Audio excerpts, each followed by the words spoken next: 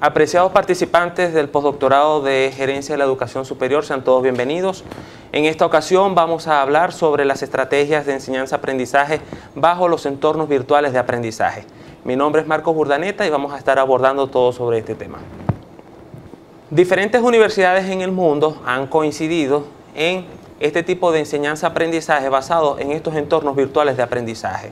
Hoy grandes universidades, por citarles algunas, como lo es la UNED de España, el Tecnológico de Monterrey, en Venezuela, por ejemplo, el caso de la Universidad Dr. Rafael Belloso Chacín y otras más, han unido esfuerzos para poder instalar este tipo de plataformas tecnológicas y así llegar cada vez a muchos hogares.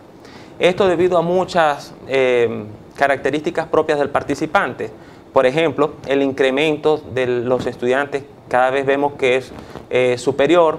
Las universidades públicas se ven cada vez más menguadas las posibilidades de atender a todos los participantes. Y por el otro lado, tenemos a cada vez mucho más participantes con este tipo de requerimientos para poder recibir formación a distancia debido a los múltiples compromisos que hoy en día se han adquirido. Esto hoy en día, por ejemplo, ha dado el paso a la universidad corporativa. Muchas universidades corporativas se han instalado en el mundo, como es el caso de McDonald's, y específicamente la URBE, que atiende a grandes empresas como es el caso de seguros, de bancos, en el área de salud. Estamos atendiendo a participantes bajo este tipo de enseñanza-aprendizaje con características muy particulares que vamos a citar a continuación.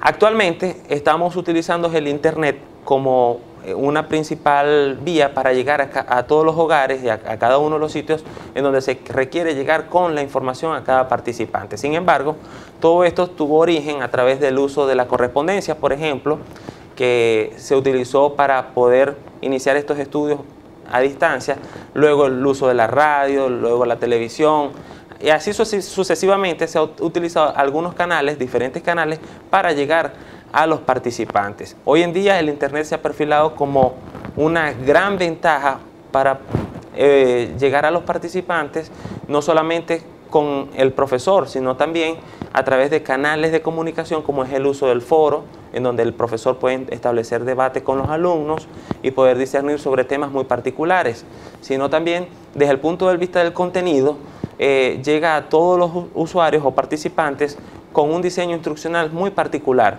utilizando, por supuesto, todas las herramientas multimedia que hoy en día todos conocemos, como animaciones, videos, sonidos, y de esta manera el participante puede obtener contenidos no solamente de una versión impresa, sino también puede recibir contenidos con el uso de la voz, sonido y todos los apoyos multimedia que hoy en día conocemos.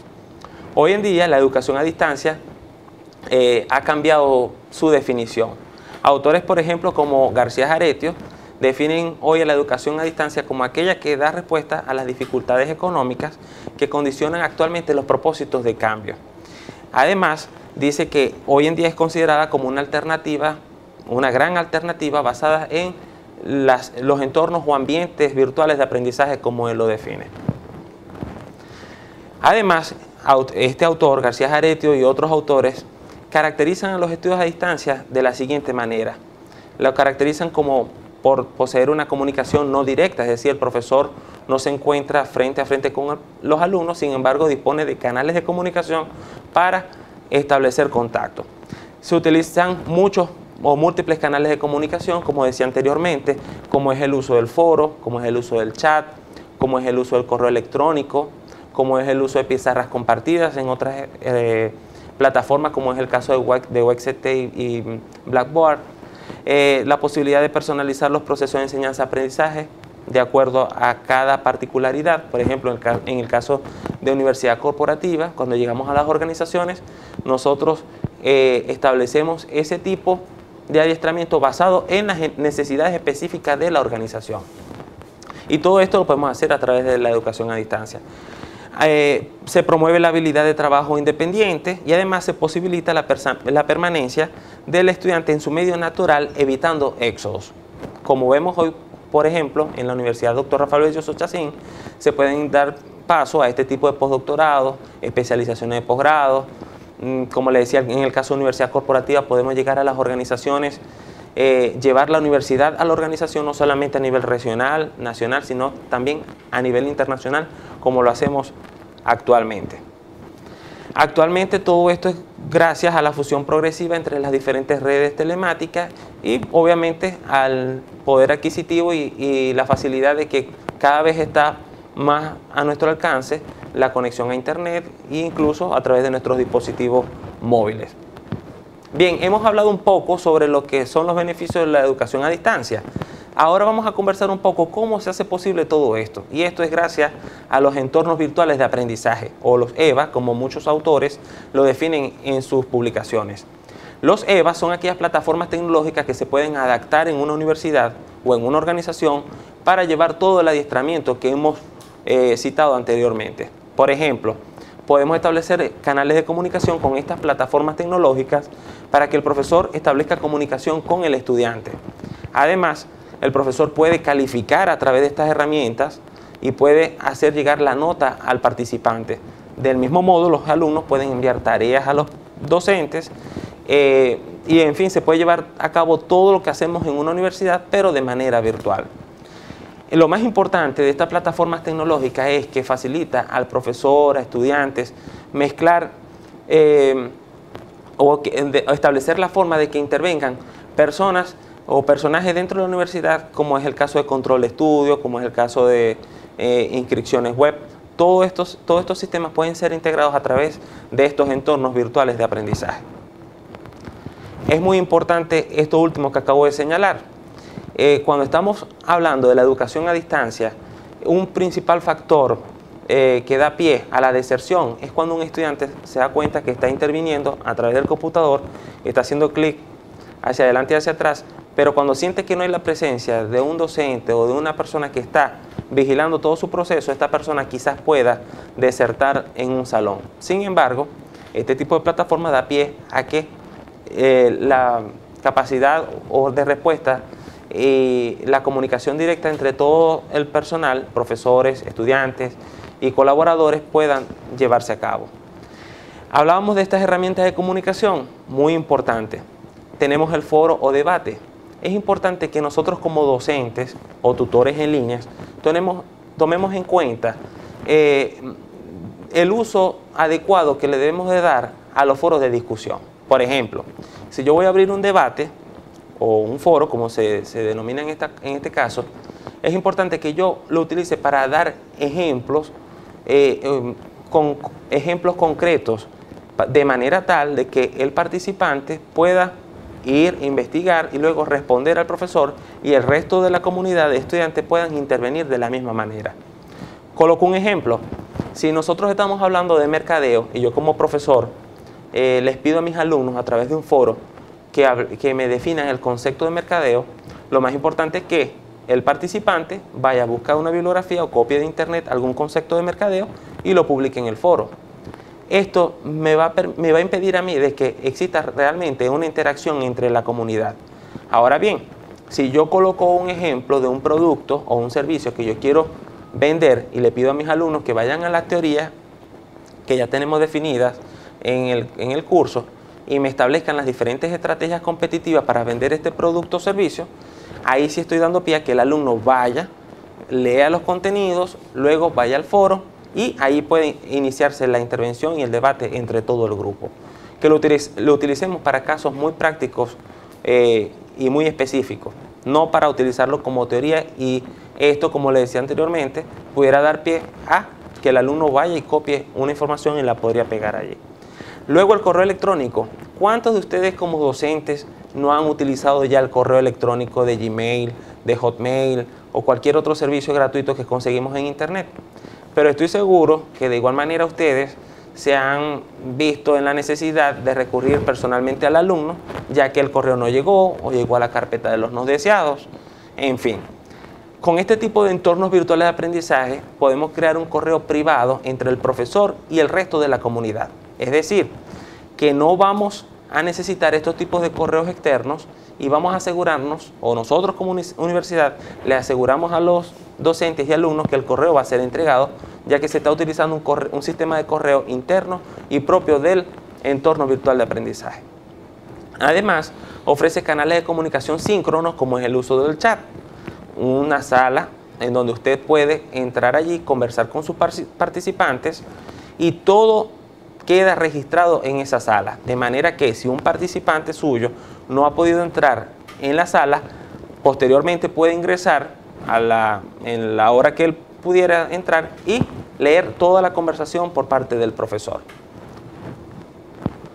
Todo esto, muchos autores esto ha dado pie a que muchos autores establezcan metodologías, como es el caso de la comunicación masiva de Peters, en donde un profesor y diferentes alumnos entran a esa comunidad del curso desde sus dispositivos móviles, desde sus laptops, desde una estación que esté en su lugar de trabajo, y todos están entrando a la misma nube o la misma red, que es el caso que nos interesa en el día de hoy, nuestra comunidad de aprendizaje. Bueno, les he hablado un poco sobre las maravillas que todo esto se puede llevar a cabo a través de estos entornos virtuales de aprendizaje. Sin embargo, en el caso concreto del día de hoy, quisiera hablar sobre esas competencias docentes que nosotros como tutores en línea requerimos para el momento de abordar a nuestros alumnos bajo este tipo de entornos virtuales de aprendizaje. Fíjense cómo aparece en la lámina, muchos autores, toda esta información que les he presentado ha dado pie a que muchos autores establezcan muchas investigaciones sobre el trabajo colaborativo a través de este tipo de herramientas. Por ejemplo, algunos han llegado a la conclusión de que existen docentes con relaciones autoritarias, verticales, rutinarias, que exista un desinterés en el estilo de aprendizaje, que existe poca inadecuada aplicación, no hay consenso en cuanto a su definición, docentes con poca capacitación en los TIC.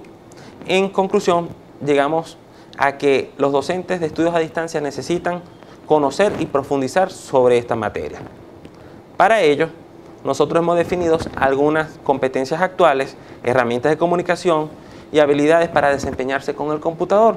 Sin embargo, hemos agregado un punto adicional que tiene que ver con las actitudes requeridas por el tutor en línea, porque si bien es cierto que necesitamos de unas competencias actuales para explicar y poner en escena todos nuestros conocimientos en un salón de clase, ¿verdad? En un salón como este, también requerimos de esas competencias para hacernos entender a través de un chat, para hacernos entender a través de un foro, esa capacidad pedagógica para poder interactuar con los alumnos.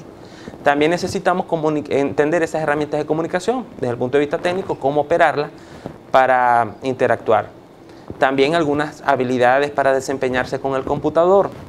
Es necesario aclarar que muchas universidades han adoptado una figura del asistente técnico en línea al usuario para que puedan dar respuestas técnicas a los participantes. Sin embargo, es importante que conozcamos desde el punto de vista técnico algunas competencias específicas, porque somos nosotros como tutores quienes vamos a estar enfrentados a ellos.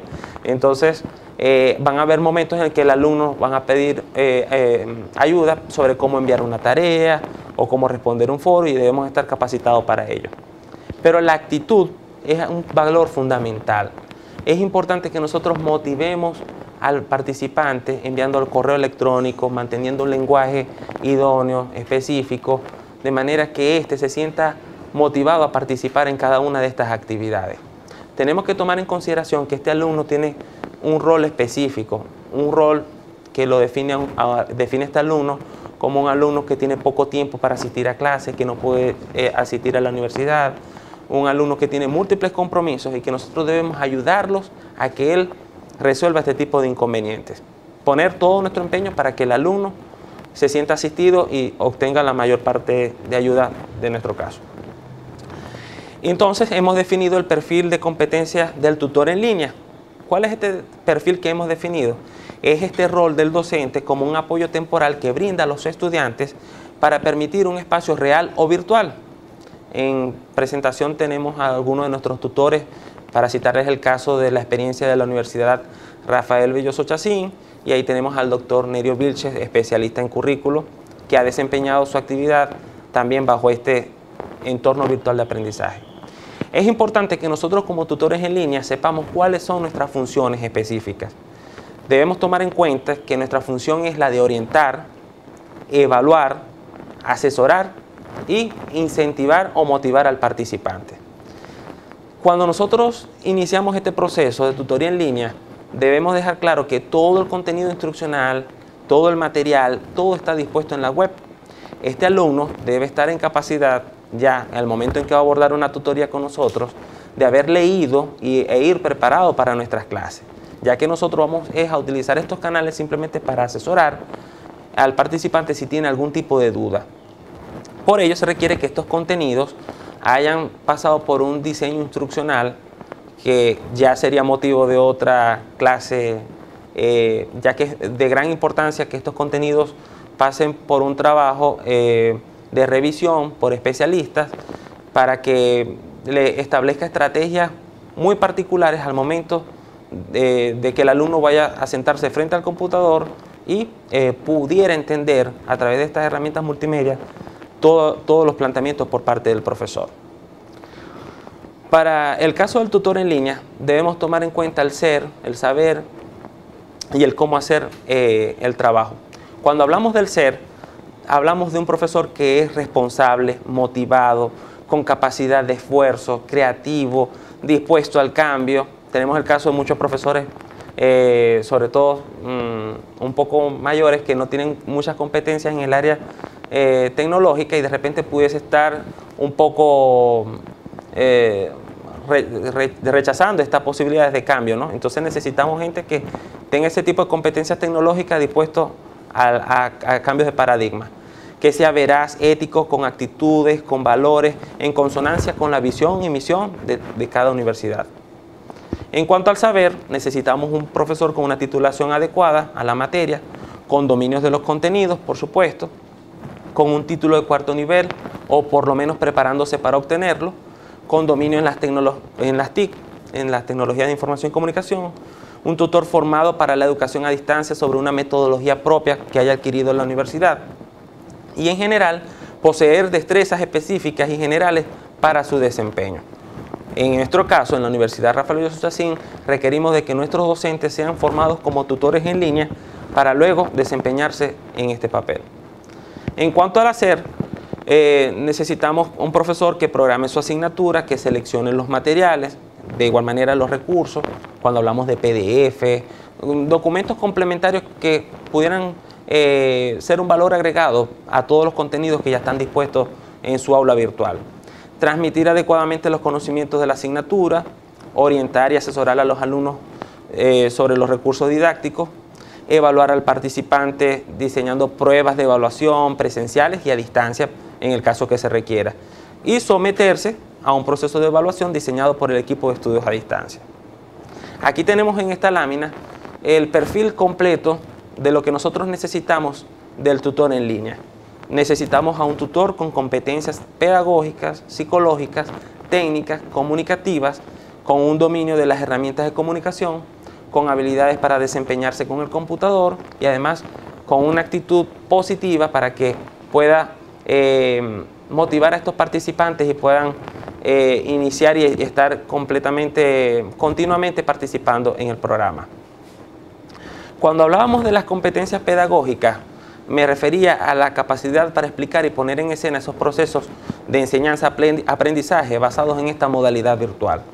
Cuando hablo de esa comunicación masiva o con las competencias comunicativas, hablo de esa capacidad para dirigirse con claridad y coherencia.